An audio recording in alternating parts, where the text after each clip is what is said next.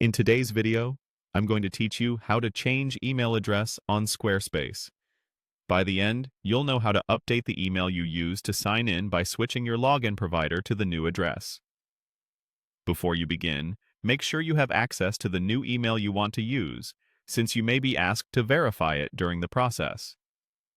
Start by opening your browser and heading to your Squarespace account dashboard. If you aren't already signed in, log in as you normally do so you can access your account settings. Once you're on the dashboard, open your account options. Look for your profile area or the settings icon to bring up the main account settings panel. From there, go into Security. This is where Squarespace keeps everything related to how you sign in, including two-factor authentication and your login provider. It's the right place to manage the email tied to your login. Next, select Login Provider. This page lets you connect or switch the service you use to sign in. In this flow, you'll be moving your login to a Google account that uses your new email.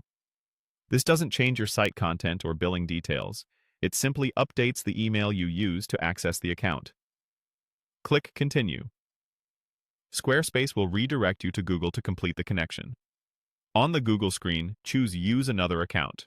This ensures you can enter the new email rather than accidentally reconnecting the old one that might already be listed in the chooser.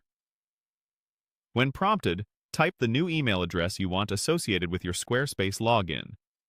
Enter it carefully to avoid typos, since this is the address you'll use going forward.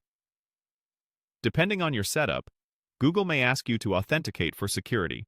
Just complete any required prompts to proceed. Then click Next. After this, you'll be routed back to Squarespace and the connection will finalize. Give it a moment, and you should see your login provider updated to reflect the new email. A few quick tips to wrap up.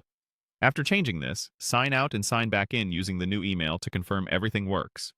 If you use two-factor authentication, be ready with your code method, as the security check may appear when you next sign in.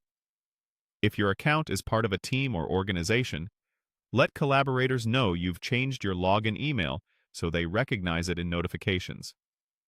Finally, keep access to your old inbox for a short while, just in case any lingering messages arrive there during the transition. That's it. You've updated the email address you use